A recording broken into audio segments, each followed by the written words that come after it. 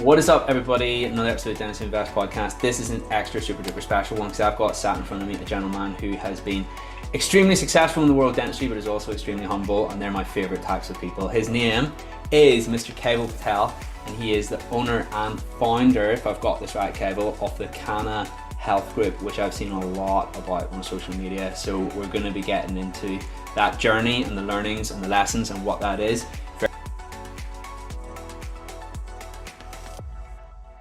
How are you today? I am amazing, James. Yeah, thank you so much for having me on. I'm really excited to be here, and I hope that I can provide any of your listeners or anybody even one nugget of goodness or help. So yeah, thank you so much for having me on. Really appreciate it. Hey, listen, absolute pleasure, mate. And I love these episodes because what they tend to become or what they tend to be is more or less biographics, effectively, of what people have achieved. Yeah. And I'm sure that there's going to be a lot to talk about on that front today. But anyway, Cable, I'm very conscious this is your first time on Dentistry Invest podcast. So if we were happy, if you were happy to do a little bit of a high level bio, something along those lines, and then we can get into your journey and Kana Health Group and what that is, because it's dental practice, but it's also a whole load of other things as well, which we're going to reveal in just a moment. So if you're happy to do a bio, that might be a good way to kick things off. Yeah, so my wife Shrina and I we're the yeah, you're right, the founders and owners of the Kana Health Group, which is a group of practices based in Milton Keynes and Bedford. We've also got a teaching academy called the Kana Academy, where we have an aesthetic and restorative diploma for dentists, which will be progressing to courses for therapists, hygienists, nurses, all in hopefully in the next sort of 12 to 24 months. Also a business and management course as well. So yeah, we're based in Milton Keynes, and we've been loving it for a few years now. Awesome. Well, here's the thing. I'm just curious. Whenever it comes to your journey and whenever it comes to Canada Health Group, and this is something that we were talking about off camera, whenever you get into the world of being a principal and running a dental practice, and I've had people like this on the podcast as well, they just keep going in that area, and then they get their 30 dental practices, something along those lines. And it's amazing. And what I'd Yeah. love to learn about was your mindset whenever it came to you deciding, right, we're actually going to expand a little bit beyond just purely being a principal in the conventional sense and also have courses and everything along those lines. But we'll come back to that. Anyway, Kevo, let's talk about your journey. Yeah. You qualified from dentistry 2007, you told me earlier? 2008. Oh, 2000. Oh, it's 2008. 1 year out. Yeah, My yeah. bad. My bad. 1 year out. 1 year 1 year out. out. Yeah. All good. All What's a good. year between friends? Yeah, what is the year between friends? 12 months, they go fast. Anyway, but yeah, so you qualified in 2008. And did Yeah. you always want to be a principal? Did you always want to build an empire? Or, you know what? Things around about that era for me are a little hazy, so you mightn't even remember, but I thought I'd ask the question anyway. Yeah, I think it's strange. So I think at different aspects of my career, of my life, I've just wanted different things. So when I qualified, so I qualified from Manchester, love Manchester, great sort of party town or city. Had met amazing friends and everything, but I always knew I wanted to come back home, which is Milton Keynes. So found a VT job in Northampton, and then had my one and only job interview after that with a chap called Rescue, who had a practice in Wellingborough, which is near Northampton, and actually I learned a lot in my time as an associate. So I had a big sort of NHS component there, lots of UDAs, but I used that time to progress my skills. So I did an implants master's degree. I learned sedation and design, all these things. But what I think I learned the most is I was in this environment where Resh used to bring speakers into the place, and he used to have us collaborate together. Lovely social environment as well. So, like dentistry is in theory a really lonely place. Normally it's you and your nurse in a box for however many hours a day. Whereas this sort of community aspect, and he did it in sort of, he had, I think, three sort of sites or two sites based over three locations. But he did it in a really, really nice way. And I think that's what I sort of learned. And I always felt that that was where I wanted to take my career. I just didn't know how for a long time, really. So then Yeah, I met, or I was sort of an associate there for a number of years. Uh, Knew that I wanted something, and I think we were speaking off air, and we both had this itch. And I'm sure you can get cream for it, but the actual itch is to go and do something, you know. And I always never really knew what I wanted to do. I always knew I just wanted to progress and you know do something really.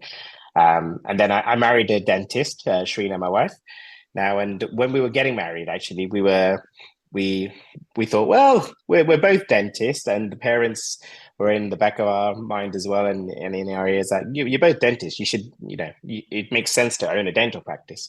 Um, we thought, yeah, obviously that makes sense. And you know, don't do that. Don't do that as your plan of action. You got to plan a little bit more than that. But whereas we thought, well, just, yeah, we're both dentists. We're going to own a practice. That's going to be life.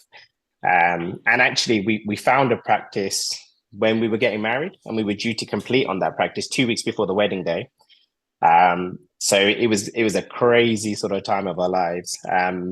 But then actually that practice ended up falling through because the guy selling it had set up another site on the other side of town, and was asking all his patients to move over to the new site, which is a bit naughty.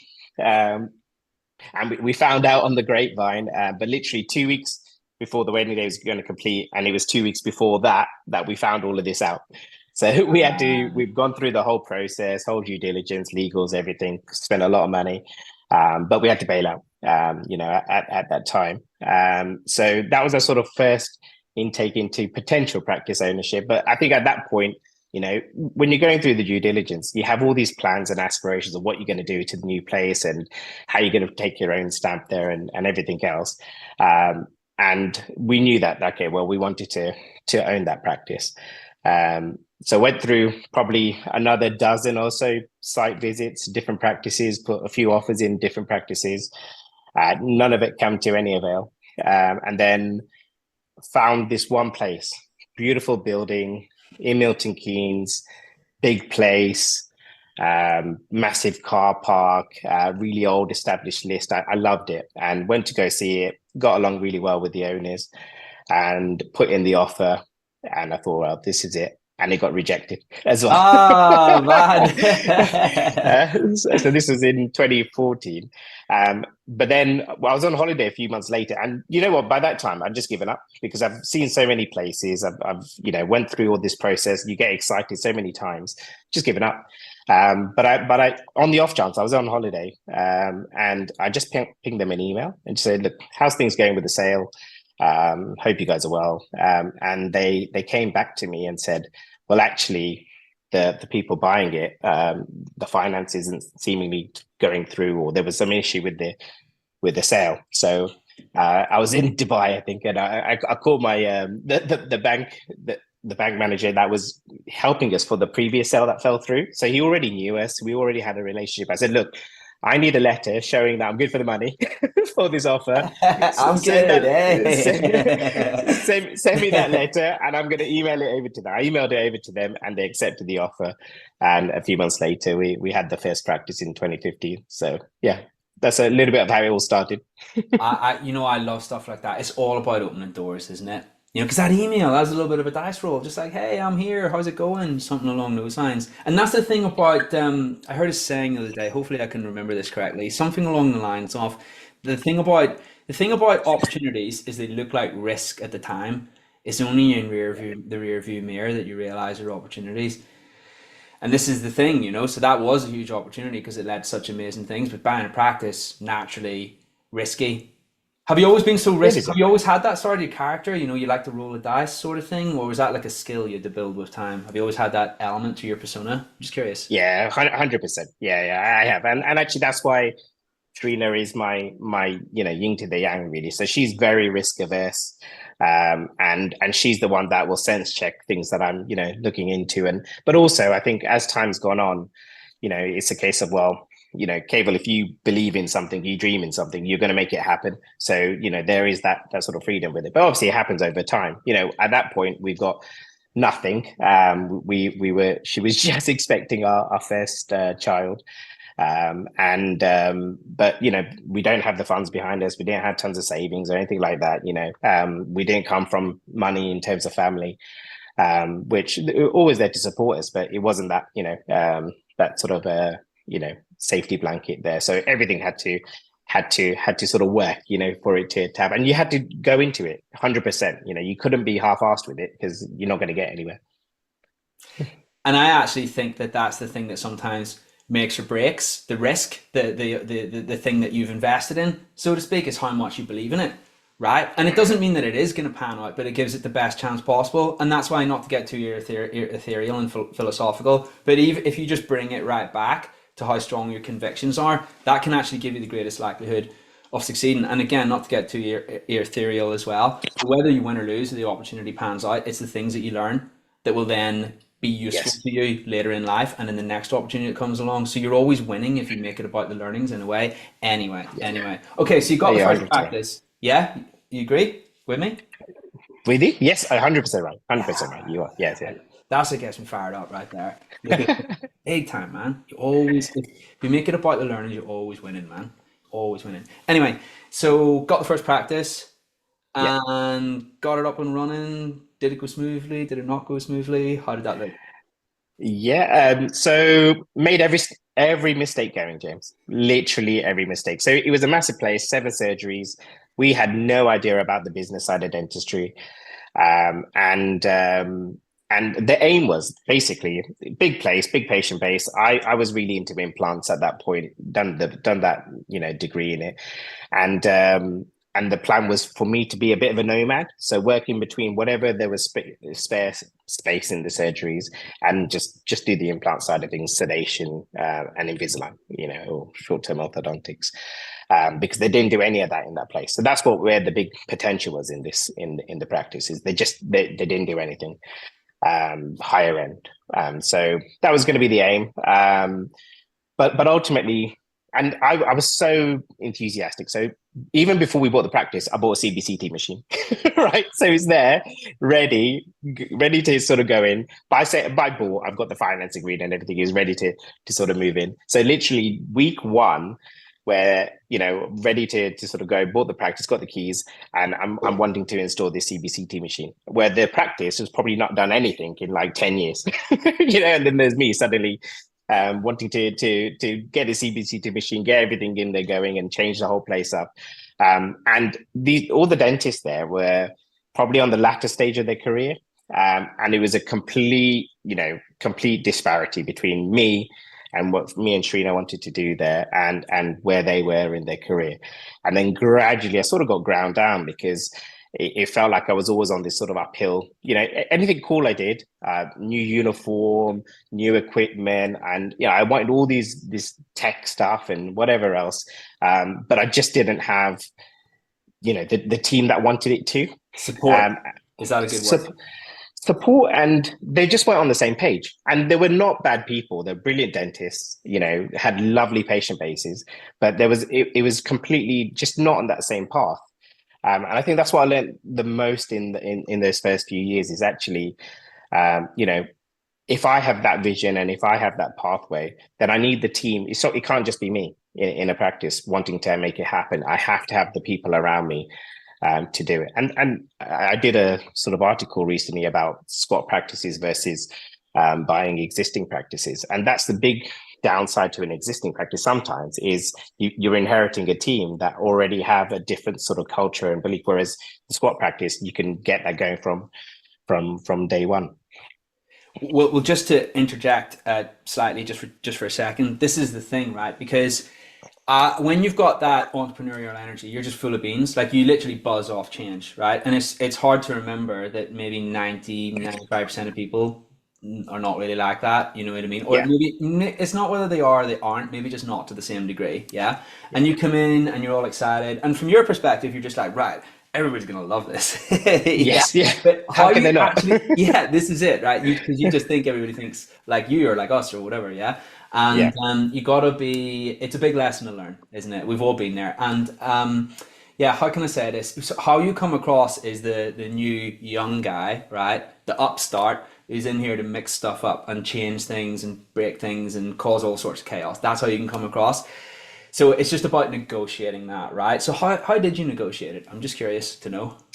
Yeah, to be honest, so I think this was the biggest mistake, and it's the thing that we don't do in any of the new practices we sort of take over. And I just let it fly, for a long time. I sort of let them get on with whatever they were doing, and I built the practice around them. And I don't suggest this, but that's what I saw a niche in Milton Keynes where all the referrals were going elsewhere. So actually, and this was a big place that had surgery space and everything else. And so I created a referral center in that first practice, and got the marketing out there. I love marketing.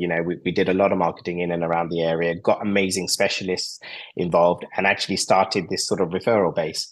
Um, part of the business, which I loved, and it was something new and exciting and different.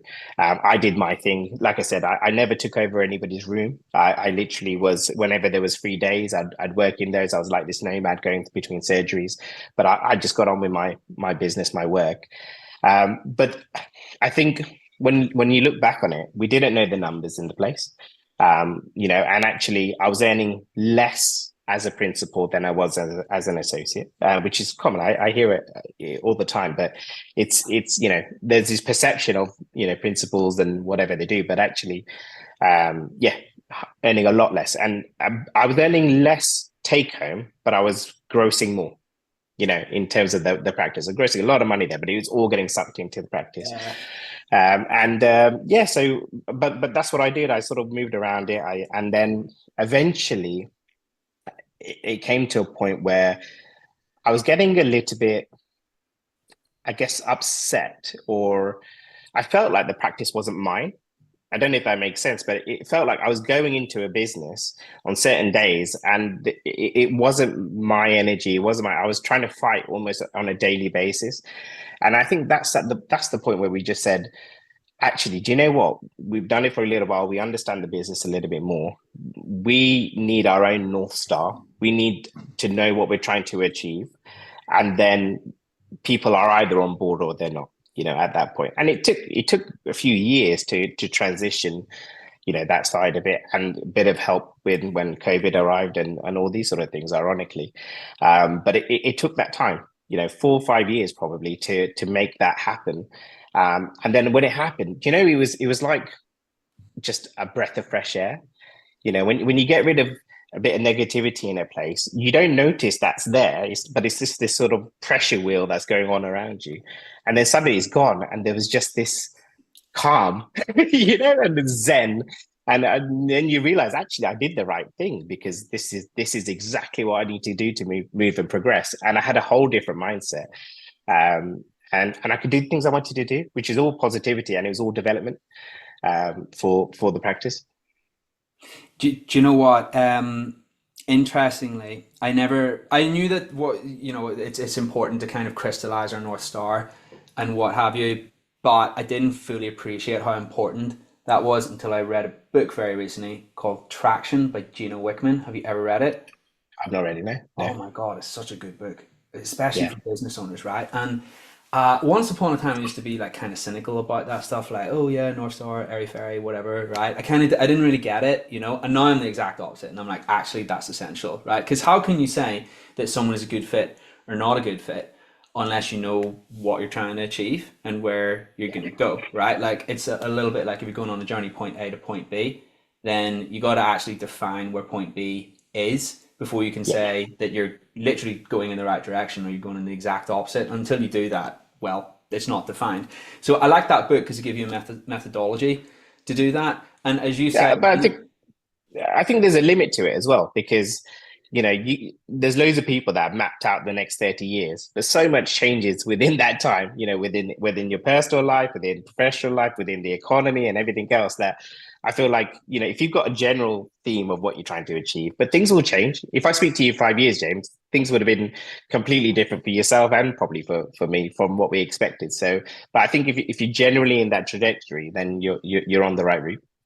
you're right. Over planning is definitely a thing too, and we definitely Yeah. need to be conscious of that. So it sounds like you went through that journey or series of epiphanies yourself. And then what did you, okay, this will be brilliant, right? Because not only have you implemented that, you actually saw the results of implementing that as well. And you touched upon this just now. You said that there were certain people that were not necessarily aligned, and maybe recognizing that is a little bit like ripping off a band-aid. You got to do it, basically. Yeah. And then how did things shift after that? Did that give you clarity on the next practice and the next practice and the next practice? I'm curious. Yeah. So 2015 we got the first one. 2017 we got the second one, which was also in Milton Keynes. And the plan at that point was, and actually we literally had two kids at this in the same years of those two practices. So the joke was every practice I get, I'm going to have a kid. So I had to just move away, out next door for any future practices, just in case. But yeah, Okay. yeah, We'll let everybody do their own math on that, shall we? Yeah. What Kaival so thinks 2017 was the second practice, and Shrina was working in there. And that was going to be life. So I was in this one, she was in the other. Again, it's another large site. And then COVID hit. So obviously 2020, and I had this eye condition. I think I was probably winking at too many people in my younger days. But since I was sort of 21, I had this eye condition, and during COVID, it really flared up. So I think it must have been the stress and everything else going on, Jeez. around it. And I remember, like not really properly being able to see, in front of me large, longer distances. And I thought, everything was closed at that point. So I thought maybe my glasses need a change or whatever. But I ended up finding out that the flare up that, the condition I had really flared up at that time. So at that point, you sort of had to make a call where I just felt like I didn't want the clinical side of dentistry to be taken away from me. I want it to be my choice, whether it's going to happen or not. And incidentally, actually, my eye, I saw a specialist, and it's much, much better, and everything sort of worked out. But during that time, you didn't know, everything was closed. All you had is time to think, and sort of plan out. And actually, I spoke to Shrina, and we both decided, well, we actually like the business side of dentistry. We loved the clinical side before, but we actually and we were on this entrepreneur program with a bank, which was amazing, actually. And if anybody can get onto any of these programs, I really highly recommend it, because you were in environments that were not dentists. I like It was startup businesses with loads of energy, loads of them wanting to make their career sort of go. And what we realized actually is, which was a bit unusual, is both Shrina and I both love the business side of dentistry. Whereas often in a couple, there might be one that loves the clinical side a bit more than the business side, or vice versa. So, but and also COVID allowed us to run the numbers. So we figured out break-even points per surgery per day in the practices, and all these things to figure out why we weren't really earning that money. And we realized that actually, we had to do one of two things. One is either grow the business, or the second is tighten up. And we're very much on growth, So we figured out ways that we can grow the practices, adding a surgery. So the 7 surgery place became an 8 surgery. We factored in these things, but also the development side. We wanted to upskill our team, our dentists, and make them enjoy coming to work, enjoy like I said to you before, we have people that weren't aligned with us initially, but actually at this point we're hiring people that want to develop, want to learn. And actually, I say in my interviews all the time, there's loads of associate positions out there. Go for it, But if you want to develop, if you want to progress yourself, then we're the right place, because that's what we want from you. And if you don't, we're probably not the right place, because that's not the ethos we have within our group. But to make it happen and to make me move out of the clinical side, we had to grow the group. And that's where Kana Health Group actually came about, because by that point it was just Oxford House, the name of the practice, Wilson House. But we thought, yeah, we need a brand. We need to grow that brand. And as we do, we need to have grow the group actually, and go from there. But we always grew it knowing the types of practices we wanted to buy, locality, and these sort of things were important as well, around it. So yeah. Wow, and that actually was something I was really keen to explore and talk about today, because it's so easy to just keep getting the next dental practice and the next dental practice, and absolutely nothing wrong with that, by the way. If you Yeah. want to become very successful, doing that. And I guess it'd be interesting to explore the mindset which made you think, actually, this is bigger than just dental practice, and I want to go into the education side of things and everything along those lines. So if I got that right, that's what kind of health group is. It's the dental practice and also the education. Maybe there's more to it as well. Yeah, so in terms of the education part, we used to hold courses for our own associates from the get-go, really. But um, everything's really based in London, in Manchester, and there's a whole big middle part of the country. And a lot of our associates, if they wanted to do a structured course, would have to travel, and let's say they were, coming back of maternity, all these sort of things. It just didn't make it easier. Oh And I man. love the development side of it. So I'm very grateful to a lot of people a lot of the speakers that ended up coming onto course, because we were nothing, nobody heard about us. I reached out to what I felt were the best speakers in each sort of category, and said, look, I'd really like to host a course in Milton Keynes, which has got some teeth behind it, so an accreditation with it, and it'll be a diploma. Are you guys on board? And all the guys that are on our course, in terms of the speakers, they all literally gave up their time. They got involved with it, and we created this aesthetic and restorative diploma for dentists. Had this facility, which was like it was a training. Well, we used it for our meetings, opposite one of the practices, converted that into a beautiful sort of educational, place, speakers and, screens and lighting and all this sort of stuff. And then it'll be 3 years ago now, we had our sort of first course, first year, first cohort. And from then it's really grown. But I love being the middle guy, James. I love bringing people together. So I thought I couldn't teach, and certainly the clinical side of it.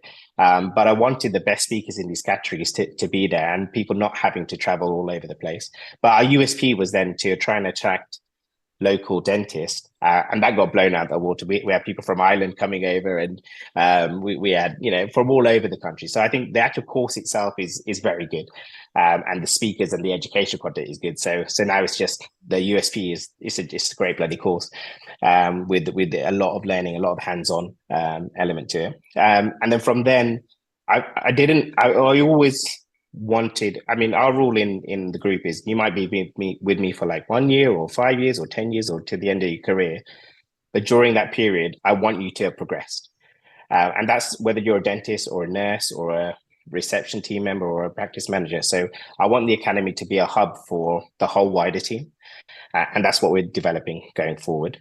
And then the next sort of stage of kind of health group, I think, is to have different elements in different businesses in part of dentistry. So we're probably going to have a recruitment arm, and sort of go from there. And it's why we called it kind of health group, and rather than just kind of dental group. And at one point I was looking at different sort of healthcare businesses, which might look at in the future, but trying to get time and focus and not go in too many directions and lose focus, I think is a critical part. You're so right. And listen, two things that you said that I just want to pick up on. I'm going to circle right back to something you were saying maybe like 10, 15 minutes ago. And it was about how you went on an entrepreneur's course that was not full of dentists, right? And it really, really, really does shift your thinking when you meet people who are outside of the sphere. And Yeah. with love, we all don't realize how much we think like dentists until we Yeah. meet people who aren't dentists. Like we just do, right? And I mean that in a nice way. Yeah. And listen, those are the sorts of things that led me to Dentistry Invest as well, like exploring finance, which is helpful for dentists, but not dentistry, basically. And then Mhm. obviously that led to the group, the community, all the things that I'm hugely grateful for and hugely proud of, and hoping to expand those and for those to continue growing. But like I said, that all started through me exploring outside of dentistry. And if I could go back and talk to myself when I was younger, I'd say, James, do more of that, right? Yeah. But at the same time, you just need to pour a little bit of cold water on that, don't you, Kaival? Because all of a sudden you could be like, right, wow, I'm gonna go crazy and do all this other Yes. stuff. That's the constant struggle of an entrepreneur, right? There's that balance, yeah, between being focused and also thinking laterally. And if Yeah. you're too lateral, you're too scatterbrained. If you're too focused, you're sometimes missing out on opportunities. Yeah. But that's the game we play. That's the balance that we strive for, isn't it? And I think with practice acquisitions, we have quite a clear process of where we go. We'll get the numbers, we'll figure out actually where the numbers work, especially on an associate sort of led model. If it's there or thereabouts, what do we need to do to make the numbers work? And actually, there have been many practices we've seen where it doesn't work. So, and on the outside of it, you think, oh, this will be an amazing place to actually get. But actually, if the numbers don't work or won't work, that it's not a very good business decision. And I think it's important to not always be led with the heart. The heart will probably lead you there, but you do need to get the mind involved during it, as well, to make the right decision. But sometimes, we were talking before, like sometimes it's risk. You got to, be able to take risks as well. So it's a really delicate balance, isn't it, James? It's one of the eternal struggles of an entrepreneur. And then another big one is, okay, do I stick on the path that I'm already on, or do I mix it up and go for something else different? And that's the grass is always greener versus plugging away at something that isn't necessarily giving us that greater return. Anyway, it's all food for thought, really, isn't it? You know what? You actually said something really interesting just then, which I feel like would be really useful for the listeners of the podcast. It sounds like you got a little bit of a system or protocol for when you find a new practice and you're kind of weighing it up and assessing it. If you're, and naturally, I know there's going to be like loads to this and a billion layers to it, and part of it will be intuition inevitably. Is there a little bit of a checklist that you could share with the listeners today by way of how that looks that might be useful for them, or things to look out for? It's probably less complex than you think, really. I think Oh, my first step is I always want to see the accounts. Ideally want to see management accounts, because it's something more current, and to know whether the cash flow of the business works, and you're plugging into the loan, and you're putting a bit of a stress test in terms of, if that loan interest rates increase, can you cover that loan? Can you cover the expenses that you have? Then we have it on a benchmark.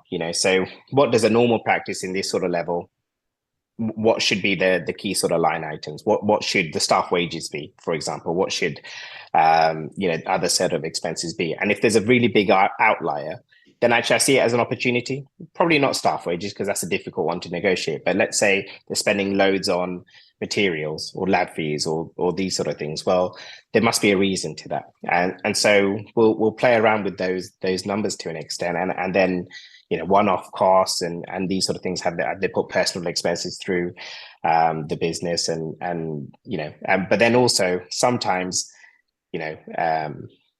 they overinflate the profit, with certain, like I used to see quite a few COVID loans used to get put into the accounts, but it was just no one-off way. loan during COVID, That's hilarious. yeah. So you have to be a little bit clued on with some of it. Nothing to see here. Yeah. That's So yeah, hilarious. and then you figure out, truly whether you can afford it, and what do you, if what do you need to do to grow it. Now, we're very good with the marketing side of it, I believe. So I know that we can invest money into marketing and get something out of it. And then you're just looking for opportunities. So then in the actual business itself, are they doing higher end work? For us, we have a bit of a hub and spoke model as well. So we've got this referral center, but the other practices can refer into the referral center as well, which overall increases the sort of group income. So is there an option of doing that, or is there an option of creating another hub and spoke model somewhere else? And can we add specialists, or can we add higher end work and treatments and these sort of things in there? So these are the sort of things, like basically, where are your opportunities? But does it work financially sitting on its own? And we ended up buying a partnership practice with one of my associates. And we bought that because we wanted somebody actually within the practice itself to drive the business. Because we're finding that the sort of more practices we have, Shrina and I can't be as involved in the day to day. Well, we are involved day to day, but we can't be involved in driving that clinical side, on a day to day basis. So having these partners, and we've just piloted it, and it's gone really, really well with a partner, really helps. Yeah, time and bandwidth become the ultimate constraints past a certain point, and that's why it's so helpful to be able to leverage someone else's brain, which is effectively what that is when you've got somebody else who's involved in the decision making. You said something really interesting. You said a few things there really, and you were like, okay, cool, we're looking at the praxis, and then we're also looking at the areas where we think we can add value, and those are the practices that represent good opportunities. One thing that you mentioned was marketing, Mhm. and you said that because you are au fait or have a decent level of proficiency in that side of things, and a lot of dental practice could be so much better at marketing, right? Yeah. Like that's just a given. We all know that, yeah. So I'm just curious, in terms of marketing, from your perspective, how do you add value to this practice? Is it like Google Ads? Is it creating an Instagram account for the practice? How does that look? Or a bit of everything, really, maybe? So again, I think the practices I tend to look at, I look at practices within communities. And the first part, overall, the best revenue return on investments word of mouth. So actually, if you can get a practice going well in within a community, that's step one. So can you get that out there to local businesses? Can you get in collaborations on social media? We will always create sort of social media accounts with them, and what these people want to see is a bit. They want to build a bit of rapport before they come into the practice. Any potential new patients. So show the personality of the place. Show dentists having fun. Say happy birthday to people on your team members with an actual picture of them there. Show their personality, because that way you're building that community aspect of it, and they sort of know you before they even come into their practice. So that sort of step one is that community part, but also building the reputation of the practice. And then the second part, yes, Google PPC, but it costs a lot to get it. So you got obviously Facebook marketing, you've got TikTok now, which is there, and all of these, even Instagram and Reels and these sort of things, they have different markets that you can explore. And I'm very lucky. We have an amazing marketing manager, Jesse, who is far more current than me and really, really creative. And we've got a head of growth and development in our team as well, Lee, who focus on growth. And then we've got Shrina and another team member, Kieran, who's focused on projects, and Shrina's the operations side. So we've sort of got both sides, covered. But we need that ingenuity and growth and looking at new trends and all these sort of things in terms of the marketing side. But the thing I've probably learned the most recently is you've got to track that bloody money. So you need to know what's working. Oh my God, when you said that just then, I was like, yes, 100%. There's a huge difference in spending money on ads and spending money on ads and actually analyzing what the returns are. Also, if you tweak something on the ads, you want to know how it's going to affect things. That literally happened to me 2 days ago, right? I Right. changed something and I was like, this is a no-brainer. This is going to work. And it actually did the exact opposite of what I expected it to do. But Yeah. I never would have realized that if I actually measured the data. And then when I was looking at it today, I was like, I'm pretty sure if I just do the opposite of what I thought I should have done there, it probably would have worked better. But yeah, you're right. You're right. Listen, Cable, But I go on. Sorry. no, I'm just saying you just don't know until you actually have the hard numbers in front of you. What a campaign has done in terms of bums in seats and actual revenue from those bums in seats. Afterwards. So yeah, it's crazy. It's You crazy. you master what you measure is a saying that I love, and it's really true. You can see the answers just staring back at you when you have the data. I want to share something with you, Kevo. Just one more thing before we wrap up. I was talking about, oops, is it? I was talking about the book Traction earlier and how I Yes. really like that. Off the back of that, I've actually got another book here called Measure What Matters. Don't know if you ever come across this. I don't know. No. Yeah, apparently this is a business classic, this book, and it's all about setting good KPIs, which sounds really dry, but it gets people Love like it. me excited. So I don't know, maybe that's it. Maybe I'll let you know. I'll send you a book review. How about that, Cable? Or maybe I don't know Yeah, if yeah. you're a reader, but it might be helpful. I don't know. I think I'll read it. Yeah, absolutely. And I think that measuring part is so important. Just to get to grips with your numbers as a bare minimum. For any practice owners, or if you're about to be practice owners, just get to grips with your numbers. Know what your break even point is for a day, because everything above that is profit, right? And those are the sort of key elements where it gives you these comfort factors. And actually, when you're comfortable in a business, you'll grow it because you're not stressing about all the minutiae. Boom. There we go. Cable, I just want to thank you personally for sharing your time, wisdom, and knowledge on the podcast today. We could probably I had so much more questions that was just flowing through my head then when you were talking. And I'm sure we could probably make like 5 follow-up podcasts. So let's think about that at some stage. We'll plan that for the future. We'll come back to that 100%. But in the meantime, I just want to thank you on behalf of myself, on behalf of the listeners on the podcast. If people want to connect with you or find out more about Canna Health Group and the education platforms that you run, how would they be best off doing that? Yeah, so in terms of the academy, KanaDentalAcademy.com. Please feel free to go to the website and have a little look. And to connect it with me, Instagram, Facebook, LinkedIn, anything, to be honest. They can go through yourself, James. I'm always happy to share and collaborate, and I'm an open book. So yeah, absolutely happy to help any of your listeners in any way I can.